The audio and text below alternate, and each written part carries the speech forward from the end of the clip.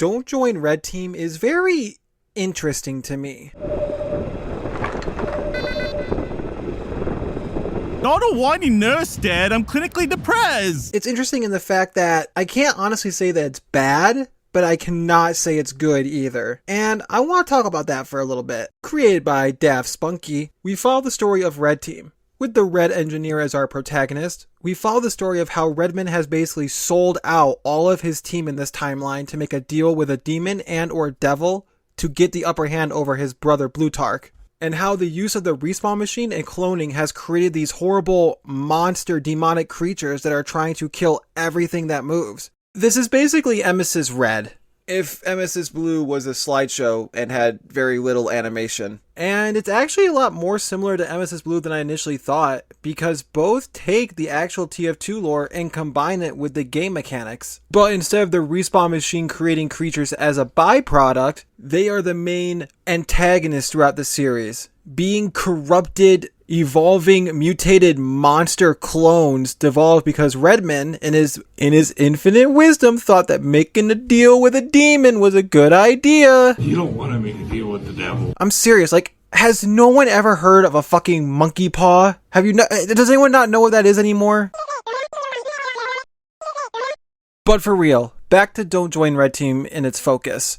I will admit, there are some really good aspects about this series. So before I get into the negative, I will give out the positive because there's a good few things to say about this series and the creator. The first major highlight is the animation. It doesn't happen often, but when there's animation in this series, it is top tier. I'm talking legendary status. It's as good as the big boys. Second thing is, while yes, I say this is Emis's Red, there is some new and original ideas that I really like in this. While the idea itself of Redman and Plutarch going in these opposite directions, one going supernatural, the other one doubling down on science, for this alternate take on the timeline, it's pretty interesting, I gotta admit. I was finding myself quite often intrigued by this story. Dare I say, invested even. Though, it's not perfect. I don't know why, but I kind of find the characters off a little bit. Like, they don't seem like themselves fully. They seem like an idea of what people think of them, if that makes sense. I will admit though, the twist of the respawn machine, instead of just making monsters the byproduct and a side antagonist, making those the main antagonists and having them evolve due to Redman making a deal with the demons and having, like, evil spirits corrupt them. That's pretty cool. I like the idea of this series being a survival series. Instead of it just being horror and trying to escape, it's horror and trying to survive, which is something we don't see too often in Team Fortress 2 animation. So, bravo! I'll give props for that. And in order to get more into the story, I gotta talk about the biggest hurdle this series is going on with it, and the thing that is dragging it down from being kinda peak to being mid and sometimes even under mid. And that is the story's presentation. You see, the way we learn about this story at first is kind of interesting for a few one-off videos. It presents itself as the engineer trying to send messages 20 years into the past, trying to warn the mercs not to join Red Team and how it's just a big lie and it's a scam. There's no voice acting.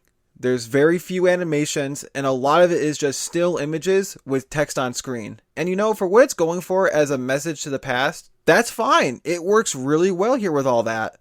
But from episode 3 and onward, the story stops presenting itself as a message to the past and now is just what's happening right now. Like, a normal story would. And that's fine.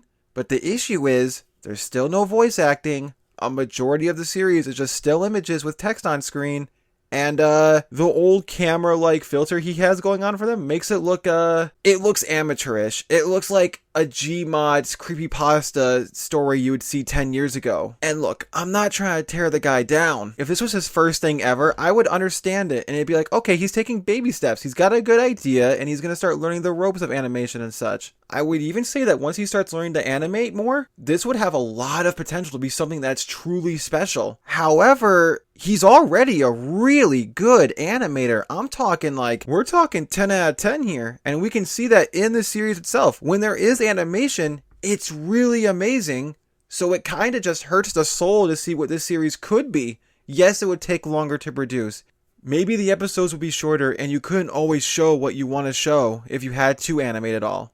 Yes, it would be more work, and trust me, I hate doing more work. I am a lazy old fuck.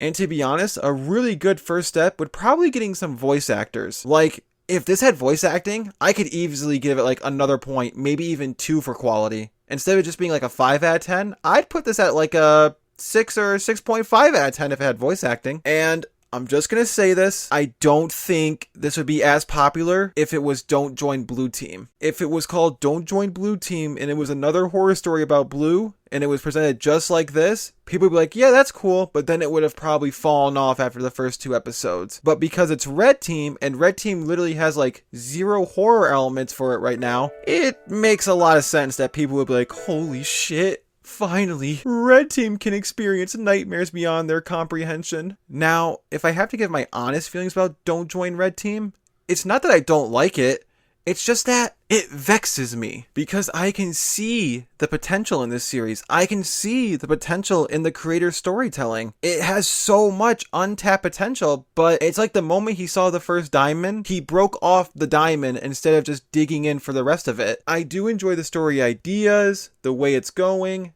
I love the survival aspect. I'm a huge zombie nerd. Talk about an OG Walking Dead fan before that show fell off. And I love State of Decay. So that's right up my alley to have like horrible monsters trying to kill our protagonist. So all in all, if I had to give it a final rating, I would give Don't Join Red Team a 5 out of 10. The highs are really high, but the lows are low. Even still, go check out Dav Spunky, subscribe to him, and actually watch the series for yourself if you haven't seen it yet. And who knows? I'm definitely gonna keep my eye out for it, and if it improves and adds even just voice acting, I'm gonna be pretty happy and I'll follow along with the story for a bit. But if not, I think this will be my last time talking on it. Thank you guys so much for watching. If you enjoyed this video, hit that like and subscribe button. I appreciate you guys coming by into my own little world and seeing what I got to say about this cool little series. And huge shout out to this video's editor, Burkey. Go check him out, dude. Link in the description for his channel. He makes quality content. I make like funny haha stuff. This dude makes peak. His stuff is so well edited that it just peak is the word for it. All right. Thank you guys so much. See you next time.